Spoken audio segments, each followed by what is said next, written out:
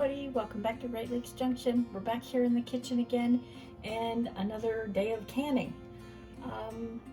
Actually, it's a quick recipe for beef stroganoff. It's a meal in a jar, so great for those busy nights. Stay tuned.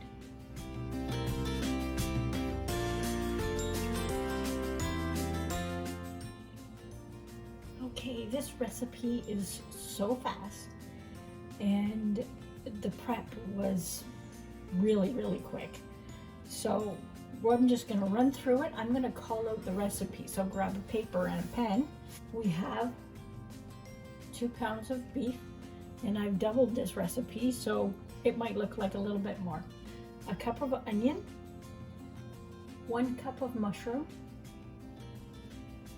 4 tablespoons of tomato paste, some pepper, I have everything in here,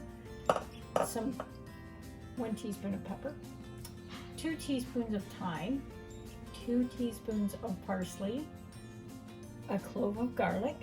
I don't have any garlic, so I'm just using powdered garlic, and some hot broth. And I will let you know at the end of the video how much broth I used.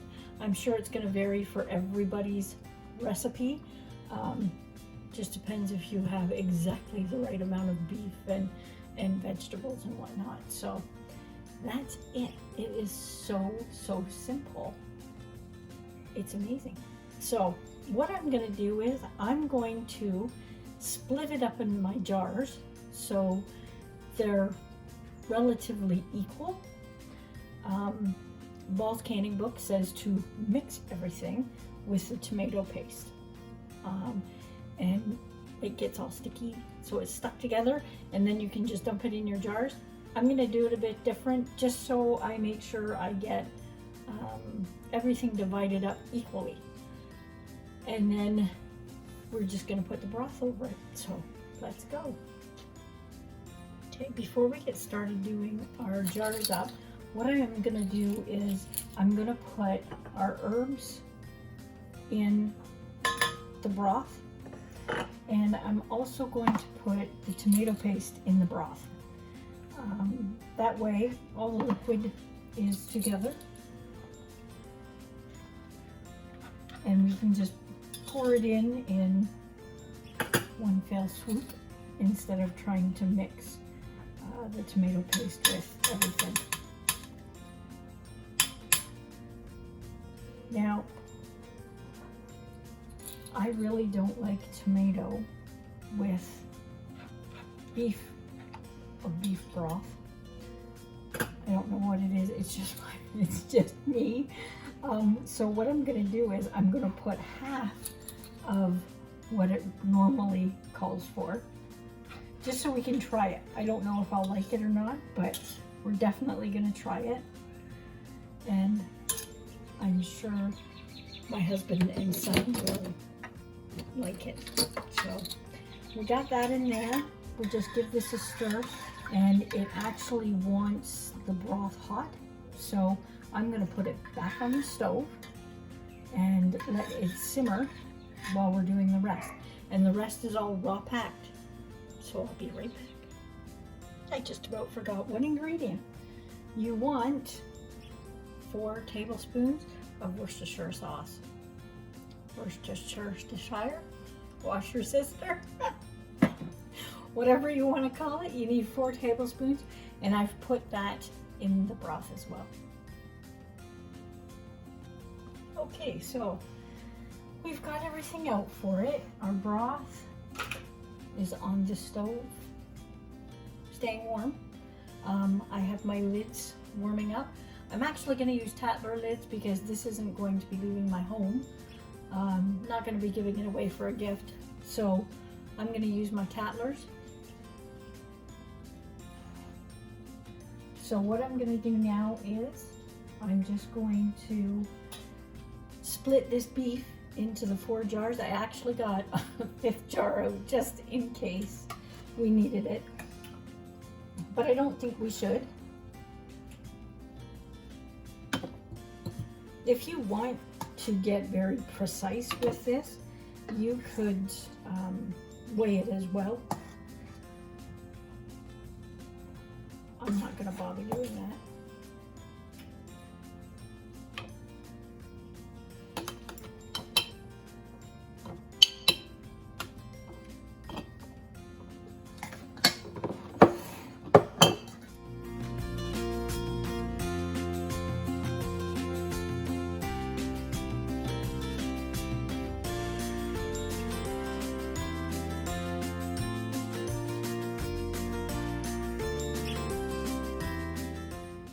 Okay, so the meat's all done.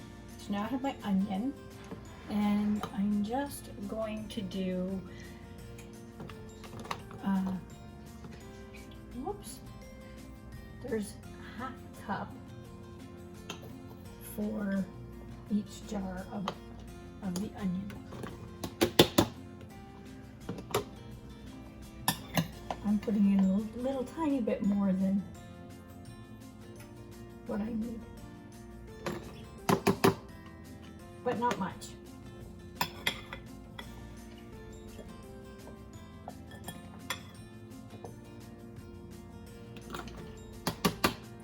And the same with the mushrooms. It's about half a cup for them too.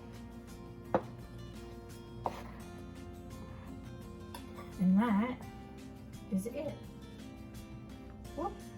Making a mess, like I always do. And then what you do is, after you get this all divided up, you just put the broth on the top.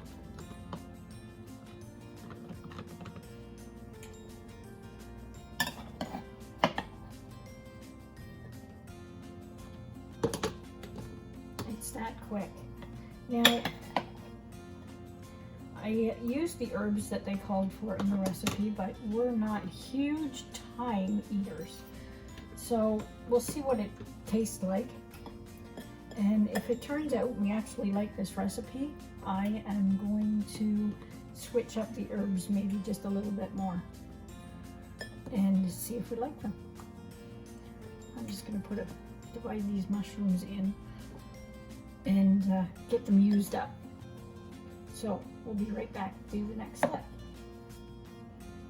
Okay, now we're ready for broth.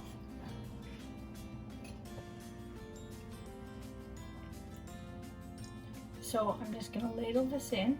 Now these meals in a jar, they need to be 1 inch headspace. So just below the bottom line there, on the rim, is your 1 inch. And don't forget, when you're doing these, you need to debubble. You don't want to have any evacuation. You don't want to lose any of that precious broth while it's canning. Oh, it smells so good. It hasn't even started canning yet. Now I had 5 cups of broth here. Ball sometimes leaves you short on your broth, so I always make a little bit extra just in case. And it's a good thing we did, because I'm not going to have any left. If you run out and you have a little bit that you need, just boil some water and just use water to top them off. Whoop. I have just enough for debubbling, so that worked out not too bad. And I finally pulled out my new debubbler. So go around the outside.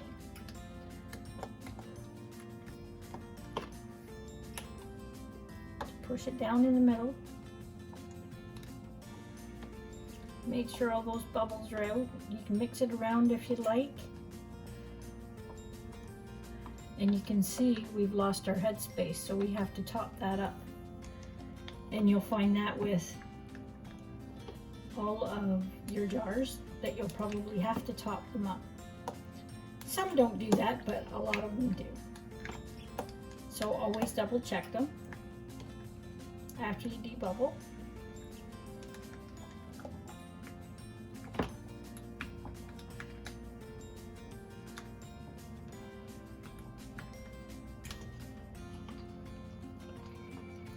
You see, some of them have a lot of air in there.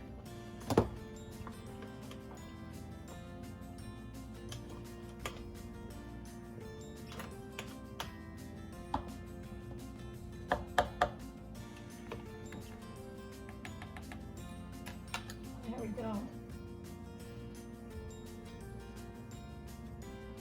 I might even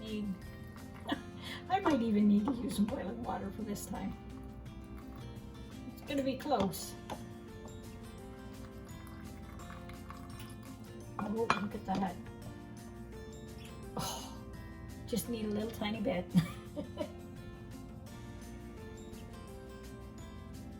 Okay, so if you have a debubbler like that, you can measure your headspace, and it should be this one right here. You rest the jar on that and it should be touching or very close to it. You don't want it any higher, and they're all perfect. So next step, I have a little bit of vinegar here we're gonna wipe the rims with.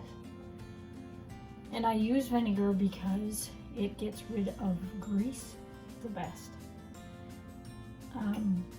Grease can hinder a seal, which you don't want to happen. After you spend all this time doing these and all the ingredients, you don't want to lose them.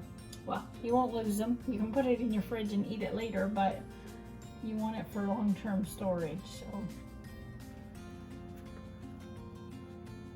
this will be a great addition to our pantry. So I'm using Tatler lids. I absolutely love them now that I've tried them. I like the idea that they're reusable, so they get a little bit more life out of them. They are a little bit more money, but they work great. I haven't had any failures yet with it. Just make sure they're centered.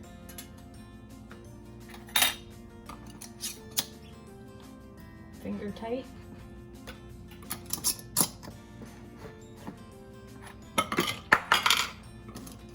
And knock them off. No, don't knock them off. Put that one back in our boiling water here, just to wash it off in case.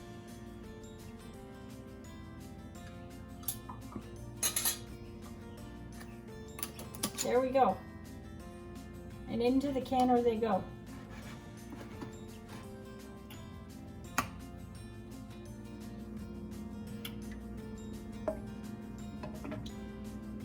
Okay, last one. Now, I just turned the stove on because they're only really lukewarm. I know it has hot broth, but it cools down quick when you're putting it on raw packed vegetables. So I'm going to turn it up to 9 for it to start heating up. We're going to wait for that vent to start steaming like a freight engine, and then we'll put the timer on for 10 minutes. Okay, there's our steady stream of steam. Hopefully you can see it. I have to turn the light out. And we'll set our timer for 10 minutes. And then we'll be back. Okay, there's our 10 minutes. So we have quarts in there. So we're going to can this for 90 minutes. If you have pints, it's 75 minutes. So once that's done, I'll come back and we can see what it looks like when it's all done. Don't forget to check your owner's manual and read up on it before you start canning in a new canner. Make sure you have the correct amount of water in your canner, always. You don't want to damage it in any way. And make sure the pressure that you're using is proper for your heat of sea level. I'm below 1,000 feet sea level, so I'm at 11 pounds of pressure. Make sure you know all that information before you start your canner out. Okay, we are all done. The cool down process has finished. I let the lid ajar for 5 minutes maybe. That's it, that's all you need.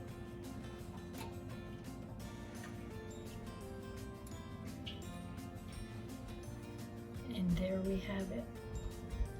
Looks good, and oh my goodness, does it ever smell good in here. It smells so delicious.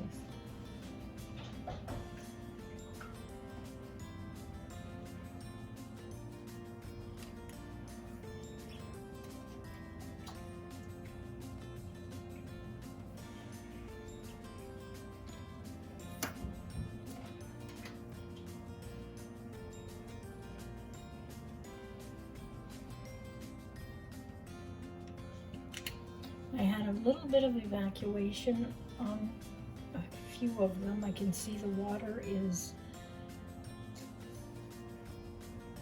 has a little bit of broth in it, so we did have a little bit of evacuation, but other than that, it looks good.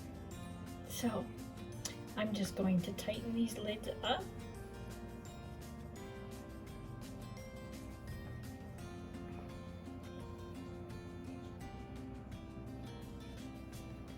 And we'll let them finish cooling off.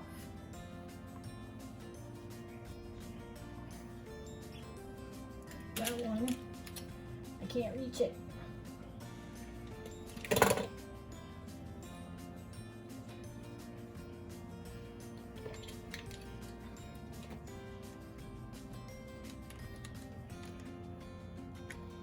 So that's it. What I'm gonna do on the next video that I make, I'm going to use one of these. We'll mix it up with the remaining ingredients that can't be canned, and we'll make a meal out of it. So stay tuned for that. So hopefully you like this video. I hope you try the recipe out. If you do, let me know in the comments below, and we'll see you on the next video. Thanks for watching. Stay safe.